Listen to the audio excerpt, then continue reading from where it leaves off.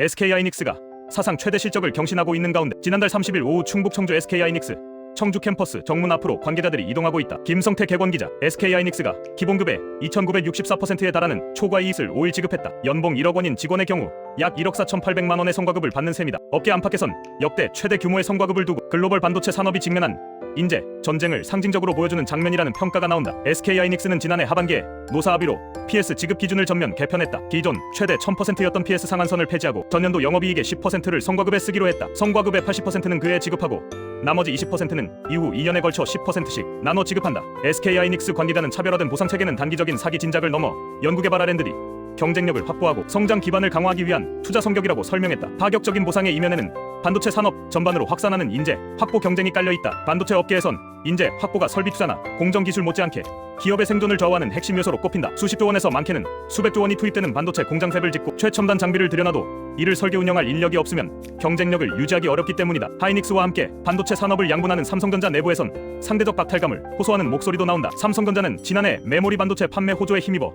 43조 6,011억 원의 영업이익을 기록했다. 전년보다 33% 이상 증가한 좋은 성과였다. 성과급은 삼성 성과급 OPI 제도 지급률에 따라 연봉의 47%로 책정됐다. 지난해 직원 1인당 평균 급여가 약 1억 3천만 원인 점을 감안하면 평균 성과급은 6,100만 원 안팎이다. 삼성전자 반도체 DS 부문의 한 박사급 엔지니어는 역대급 실적을 냈지만 경쟁사와 비교하면 성과급 격차가 크다 보니 이직을 고민하게 된다고 말했다. 실제 삼성전자에선 최근 노도 가입자가 급증하는 등 성과급 격차가 노사 갈등의 주요 변수로 떠오르고 있다. 지난해 10월 서울 강남구 코엑스에서 열린 반도체 대전 SEDX 2025에 마련된 삼성전자 부스의 6세대 고대역폭 메모리인 HBM4와 HBM3 실물이 전시돼 있다. 해외 주요 반도체 기업들은 이미 고액 보상 체계가 정착됐다. 세계 최대 파운드리 반도체 위탁 생산 기업인 대만의 TSMC는 통사 영업이익의 약 10% 안팎을 성과급으로 지급하는 것으로 알려져 있다. 인재 쟁탈전도 갈수록 치열해지고 있다. 미국 반도체 기업 마이크론은 지난해 12월 서울대와 고려대, 한양대 등 주요 대학을 찾아 채용 면접을 진행했다. 한 국내 반도체 업체 임원은 마이크론이 SK하이닉스와 삼성전자 출신 인력을 웃돈을 주고 영입하면서 내부 회의를 한국어로 진행한다는 얘기까지 나온다며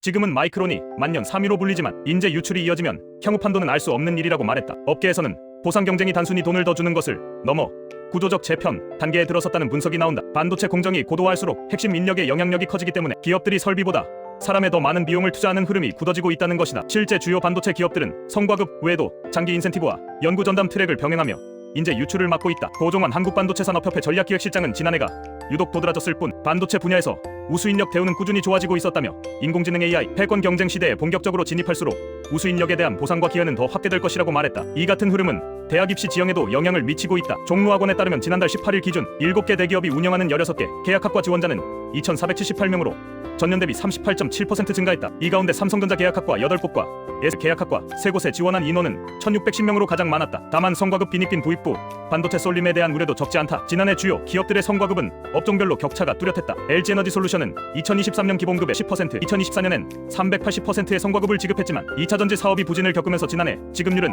75%로 뚝 떨어졌다. 삼성 SDI는 아예 성과급이 없었다. 메모리 반도체 분야 역시 AI발 슈퍼사이클이 꺾일 경우 과거의 보상 구조로 회귀할 수 있다는 지적이 나온다. 조선업계는 수주 호황과 실적 개선이 오히려 원화청 동일 성과급 논란을 낳았다. 호황과 불황에 따라 실적 차이가 큰 조선업계는 정규직을 크게 늘리기 어려워 원화청 성과급 격차가 굳어져 있다. 하지만 최근 한화오션이 상생협력을 명분으로 원화청 성과급을 같은 비율로 지급하기로 하면서 벌어들인 이익을 어떻게 분배할지가 HD 현대중공업 등 업계 전반으로 번졌다. 막대한 액수의 성과급을 계속 지급할 수 있는지 합리적인지도 화두다. 주주가치 제고와 대규모 설비 투자를 병행해야 하는 상황에서 고정 비율의 고액 성과급을 장기적으로 유지하기는 쉽지 않다는 것이다. 한 10대 그룹 임원은 영업이익의 몇 %라고 성과급을 못 박아두면 투자 여력이 줄어들 수 있다며 장기적으로는 기업 경쟁력을 훼손할 가능성도 고려해야 한다고 지적했다. 삼성전자와 SK하이닉스는 최근 기업 설명회에서 올해도 메모리, 반도체 호황이 이어질 것으로 내다봤다. 다만 날로 경쟁이 격화하는 상황에서 긴장의 끈을 놓을 수 없다는 분위기가 팽배하다. 올해 반도체 산업의 최대 격전지는 차세대 대여 공정이다. SK하이닉스는 그동안 쌓아온 공급 안정성을 앞세워 주도권 방어에 나섰고 삼성전자는 데이터 처리 속도를 앞세워 반전을 노리고 있다. 이종우 아주대 경영학과 교수는 지난해에는